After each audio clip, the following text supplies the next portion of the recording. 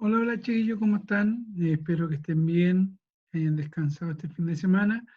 Bien, comenzamos de varias formas. Primero agradecer los trabajos que han enviado, no todos, pero le agradezco el hecho de poder haber enviado sus trabajos. También, chiquillos, eh, yo les mandé a mitad de semana un formulario de preguntas que tenían que responder. Eran algunas preguntas alternativas que a mí me iban a ayudar a poder analizar y ver cómo es el avance formativo que están teniendo respecto al contenido ya visto, considerando que ya terminamos la primera unidad que habla netamente de lo que es la formación cívica. Vamos de inmediato a hacer una revisión de ese trabajo. Eh,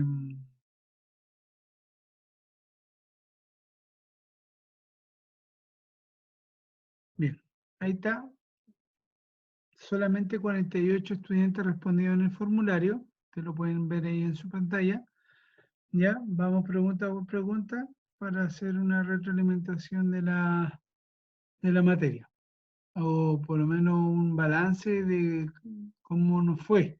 Ya, obviamente no voy a dar nombres de quién respondió quién, solamente en ámbitos generales. En la primera pregunta que hablaba de qué es la democracia, un 82,2%, que igual es un porcentaje amplio, ya dice que la respuesta correcta era, eh, en este caso, la alternativa C, que dice el poder del pueblo para tomar decisiones. Sí, esa es la respuesta correcta. Recuerde que democracia viene del griego demoskrato, que se llama el poder del pueblo para tomar decisiones. ¿Ya? Así que por ese lado, bien. Aquí estuvo un poquito más confuso, que es la pregunta 2. ¿Cuál es el origen histórico de la democracia? Nosotros hablábamos de que la palabra democracia o el sistema democrático venía de Grecia. Ahora yo le puse Grecia y alguna ciudad al lado, y usted tenía que poner cuál era la ciudad. Si bien es cierto, más del 50%, el 57,8%, puso la alternativa correcta, que era Grecia, Atenas. Ya me llama la atención el 42,2% que dice que Roma. Entonces hay que entender eso. Roma no es de Grecia, Roma es italiano, es del país de Italia. Atenas es la capital de Grecia. Es allí el origen de la democracia, la primera civilización, el primer pueblo que hace llevar a cabo este sistema de democracia. No como el día de hoy, pero sí es un avance muy importante a lo que hoy conocemos como democracia. La pregunta siguiente dice, ¿en qué libro se deben escribir las leyes que deben regir el país democrático? ¿Ya? Aquí el 77,8%, que es la gran mayoría, es la mayoría, puso que era la constitución política, y está en lo correcto. Es todas las leyes que nosotros hoy tenemos deben estar en la constitución política de nuestro país, que yo decía que es un libro así más o menos, aunque el colegio está así, pero es así, y es la constitución que se quiere cambiar también aquí en Chile. El 15,6% puso que era un libro de leyes de la República. Sí, está en lo correcto, pero no se llama libro de leyes, sino constitución política. Y hay un porcentaje menor sobre la otra alternativa. Eh, Aquí estuvo un poquito más dividido. Dice cómo se debe exigir la soberanía popular. Cuando hablamos de la soberanía, hablamos del poder del pueblo, o sea, de la democracia. Entonces estamos hablando de cómo se debe exigir. La alternativa decía que el 24,4% dice participar activamente en las actividades civiles, el 31,1% yendo a votar por nuestras autoridades solamente, y la alternativa y todo que el 44,4% puso todas las anteriores. Todas las que estaban ahí, chiquillos, son actitudes, eh, son manifestaciones cívicas, pero donde yo debo exigir la soberanía popular es en el voto. Entonces la alternativa correcta era yendo a votar por nuestras autoridades solamente. Eso es exigir la soberanía popular, porque es el pueblo en su totalidad quien vota y elige a sus autoridades. ¿Ya? Así que ahí nos caímos. Siguiente pregunta, dice, ¿cuál o cuáles son las conductas democráticas que debemos adoptar? Aquí el 95,6% puso participar comprometidamente en los grupos o instancias que formemos parte. Esa era la alternativa correcta. ¿Ya? Nada que decir, por 95% quiere decir que hace una totalidad de los 48 que escribieron. La siguiente pregunta dice, en tu comunidad escolar, ¿cuál o cuáles de las formas en las que puedes vivir la formación ciudadana? Cuando hablamos de la comunidad escolar, hablamos del colegio, el 73,3% puso todas las anteriores, eligiendo la directiva, cuidando el entorno y participar en la elección del CIAL.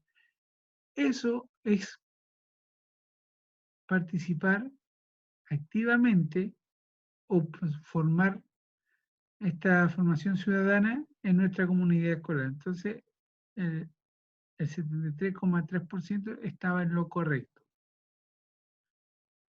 ¿Cuáles son los poderes del Estado? Ya aquí el 91,1%, un buen porcentaje, pone la alternativa correcta, que era ejecutivo, legislativo y judicial. ¿Ya? Recuerde que el ejecutivo es quien hace las leyes, el legislativo es quien aprueba las leyes y el judicial que hace valer las leyes. ¿Ya? Siguiente pregunta, y era la última, ¿qué deben garantizar o qué deben garantizar la Constitución para tener una vida democrática? El 77,8% puso cumpliendo de los derechos y deberes del ciudadano. Y esa era la alternativa correcta. El cuidado y cumplimiento de los deberes, el cuidado y cumplimiento de los derechos, es lo mismo que la alternativa de color verde. ¿Ya? Y el amarillo dice el cuidado y cumplimiento de leyes, no simplemente eso, tiene que garantizar los derechos y los deberes del ciudadano. O sea, el 77,8% está en lo correcto. Ahí están todos los que me respondieron.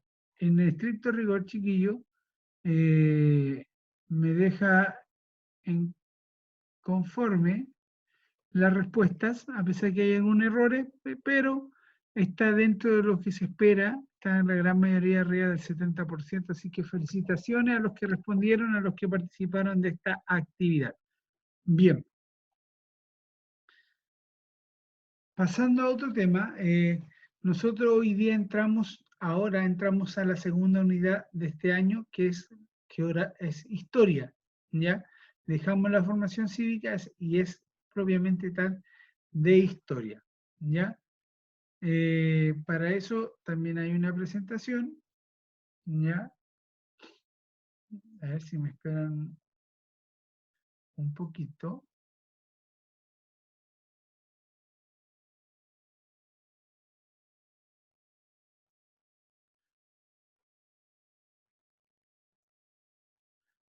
Ahí está. La independencia de Chile. Eso es lo que nosotros vamos a ver hoy día, que tiene como un tema la unidad. La construcción de la República. ¿Ya? El objetivo de aprendizaje de esta semana es explicar los múltiples antecedentes de la independencia de las colonias americanas y reconocer que la independencia de Chile se enmarca en un proceso continental. ¿Qué es lo que queremos ver? Antes de entrar a los sucesos, a los hechos que marcan la independencia de Chile, hay cosas que pasan tanto dentro de América como fuera de América, o sea, causa externa como interna, que llevan a este proceso. Todos los sucesos, todos los acontecimientos que pasan en la historia tienen una causa. ¿Ya? No es que nosotros los chilenos, nos quisimos independizar y vamos a independizarnos. No, es un proceso continental. ¿Ya? Eso es lo que vamos a ver esta parte. La próxima semana vamos a entrar a la independencia de Chile, pero hoy día yo creo que en esta clase quiero que ustedes entiendan que esto es un proceso continental, ¿ya? Y que se lleva a cabo dentro del continente, generalmente por causas que pasan fuera del continente, que se entrelaza con las causas que están dentro del continente y forman este proceso. ¿Ya? Antes de entrar, es necesario saber lo que es Chile o qué es lo que pasaba en Chile siglo XIX. Chile siglo XIX es un siglo de cambios en Chile. Cambiamos muchas cosas empezando por el sistema político. Cambia el sistema político, social, económico, ya porque 200 años alrededor o 2 siglos más o menos, porque los españoles llegaron en el año 1547, si no me equivoco, ya llega Pedro de Valdivia a fundar Santiago. Desde ese entonces hasta 1810, ya 60, 70, casi 230 años, vivimos bajo el dominio español aquí en Chile. ¿Ya? Cuando se genera este cambio que logramos la independencia en 1810, o se hace la primera Junta Nacional de Gobierno en 1810, es una vida nueva de Chile. Ya no es mandado, sino que se manda solo. Ya no depende de la economía de España, sino que depende de su economía. Entonces es un proceso de cambio. Y esto en el siglo XIX va a vivir muchas consecuencias negativas como positivas.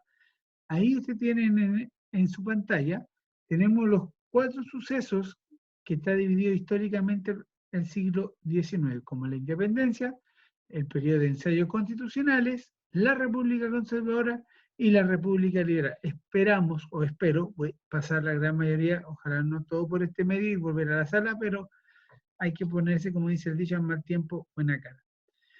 El periodo comprendido entre 1810 a 1891 se caracteriza por ser un proceso de formación de un carácter nacional. ¿Qué quiere decir esto? Que en este periodo de 1810 a 1891 se está dando que los chilenos logremos esta identidad propiamente tal. ¿Ya? Permiso, chiquillo. A través de la búsqueda de la consolidación política, económica y social. Estos 3 parámetros son importantísimos, siempre van a estar entrelazados hasta el día de hoy. Si yo fallo en lo político, voy a fallar en lo económico y en lo social. Si yo fallo en lo social, voy a fallar en lo económico y en lo político, y económico obviamente fallan las dos partes. Un ejemplo es lo que estamos viviendo hoy día en Chile con el coronavirus, o en el COVID-19, como le quieran llamar. ¿Por qué? Porque eso fue un problema social de enfermedad, nos enfermamos, ¿ya? Pero ya no era 1, 2, 3, 4, sino que ya vamos a los 25.000 personas contagiadas en Chile. Y eso genera cierre, como lo tenemos hoy día en cuarentena, cierre de ciudades, cierre de trabajo. Si no hay trabajo, hay cesantía. Si hay cesantía, problemas de plata para el gobierno. Entonces todo va entrelazado. Por eso son 3 pilares muy importantes en los estados. Y comienza la independencia desde el Imperio Español y culmina con la crisis provocada de la Guerra Civil en 1891 con la muerte del presidente en ese entonces, José Manuel Balmaceda. Pero vamos a ver lo que son las causas de la independencia de América. ¿Ya? Estas son las mismas causas que va a tener Chile, ¿ya? Porque estas consecuencias o estas causas son continentales, pasan en América y pasan en España, ¿ya? Y a eso se le llama causa externa como las causas internas. Dentro de las causas externas, que quiere decir que son causas que pasan fuera de América, tenemos el impacto de la ilustración. La ilustración es un movimiento intelectual que se da en Francia y en Inglaterra que lleva al hombre a pensar, a criticar, a crear este modelo democrático, ¿ya? Y ahí está Jean-Jacques Rousseau, Voltaire, Montesquieu, etcétera, ya que llevan a esta soberanía popular, que las personas se gobiernen y no depender de un rey como lo teníamos acá en América. La independencia de Estados Unidos. Este es un país que está dentro de América, pero es considerada las causas externas. ¿Por qué? Porque Estados Unidos no pertenece o no pertenecía a la colonia española, sino a la colonia inglesa, ¿ya? Y ellos logran independizarse, las 13 colonias de Estados Unidos en ese entonces logran independizarse y buscan en América expandir sus ideas independentistas. ¿Ya? Perdón. Tenemos lo que es la Revolución Francesa, que pasa unos años después de la independencia de Estados Unidos. ¿Ya? ¿Por qué es importante la Revolución Francesa? Porque acaba con un sistema monárquico. Ese es, crean el de los derechos del ciudadano, etc. Entonces, ¿es importante la Revolución Francesa? Sí, porque genera este cambio dentro de del mundo entero. Ya, de hecho, la Revolución Francesa da término a una etapa de la historia que se llama la Edad Moderna. La invasión de España por Napoleón. Esta es una historia muy jocosa, ya que trata de lo siguiente. Voy a tratar de explicarlo para que me entiendan. ¿Por qué la invasión de España por Napoleón? Napoleón tenía un gran ejército y casi todas las monarquías de Europa le tenían cierto temor o cierto respeto a Napoleón. Eso genera que Napoleón, en sus grandes conflictos que tiene Francia con Inglaterra, Napoleón amenaza a los reinos europeos que están en el continente a no prestar ayuda a Inglaterra, que es una isla. ¿Ya?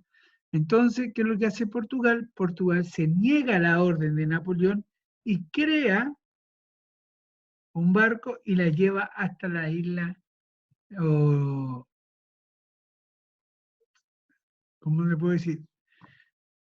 Llevar ayuda a la isla de Inglaterra, y Portugal se ofrece para ayudar, negando a la, ¿cómo se puede decir? A la orden de Napoleón o a la amenaza de Napoleón que el país o el reino que le ayudaba a Inglaterra iba a ser atacado por Napoleón. Entonces pasa de que el Napoleón, al enterarse de esta traición de Portugal, es que toma su ejército y lo lleva hacia a, a Portugal.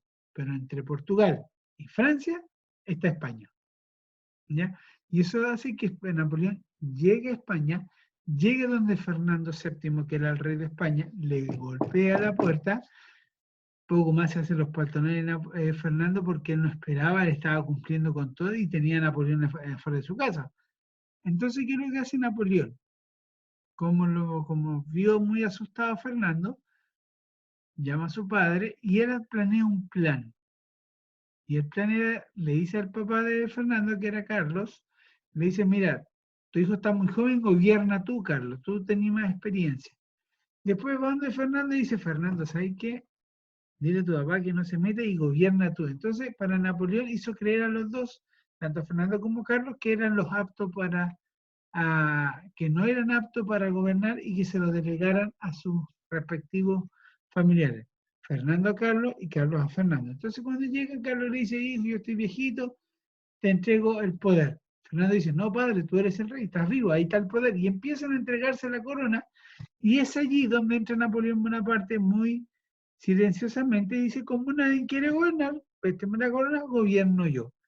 Pero como él no quería España, sino que llegara a Portugal, él pone a su hermano José Bonaparte a cargo de España. ¿Ya?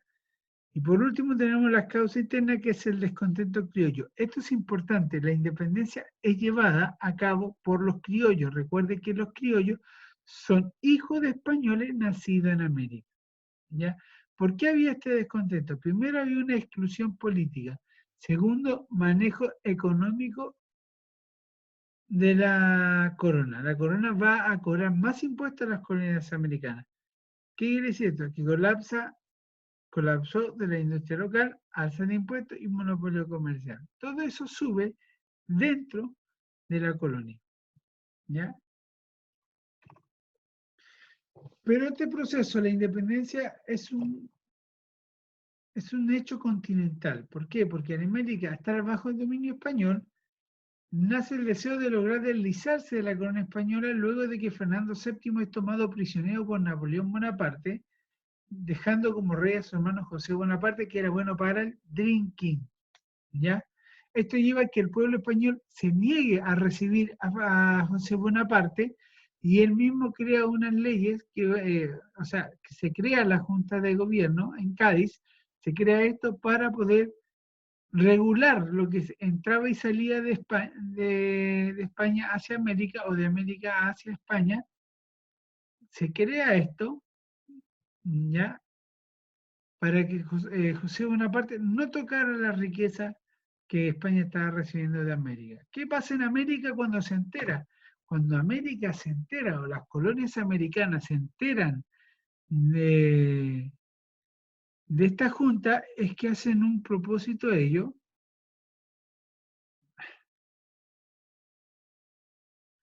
ya hacen un propósito, primero se niegan a ser leal, permiso, se niegan a ser leal a José Bonaparte, que era hermano de Napoleón y que estaba gobernando en España. Y también a las juntas que se crearon en España que querían gobernar en América. Se niegan a las dos formas y crean en América sus propias juntas de gobierno con el lema central, que era viva el rey y fuera el mal gobierno. Por eso es importante esto, chiquillo. ¿Ya? Por eso es un proceso continental, porque se da en Europa, en España, pero aquí también lo hicieron y crearon esta junta de gobierno. Y aquí en este mapa tenemos la Junta de Gobierno, tenemos la de Santa Fe, de Bogotá, que está en 1810, la de Quito en 1809, La Paz en 1809, Chuquisaca, que es una ciudad boliviana, también en 1809, Santiago en 1810 y Buenos Aires en 1810. ¿Ya? Esta junta de gobierno hay que entender que no eran creadas para independizarse, la gran mayoría era para controlar la riqueza para hasta que llegara el rey Fernando al poder. ¿Ya? Me adelanté mucho. ¿Ya? Entonces, eso más que nada. Tenemos aquí algunos héroes de la independencia de América, Bernardo Higgins, Simón Bolívar, Francisco de Paula Santander y tenemos José de San Martín. ¿Ya? Entonces, todo lo que usted tiene ahí, y me faltan algunos, son considerados héroes de la independencia de América. El personaje está acá, Andrés de Santa Cruz, no se olviden de él porque va a aparecer en unas clases más adelante. ¿Ya? Y esto continuará, solamente era eso, y vamos a ver el tema de cuáles son las causas que llevan a la independencia de América. ¿Ya? Bien, chiquillo. Esa era la clase del día de hoy. Cualquier duda me la hacen llegar. Yo con todo gusto les responderé sus dudas. Esta semana empezamos con ocupar lo que es Classroom.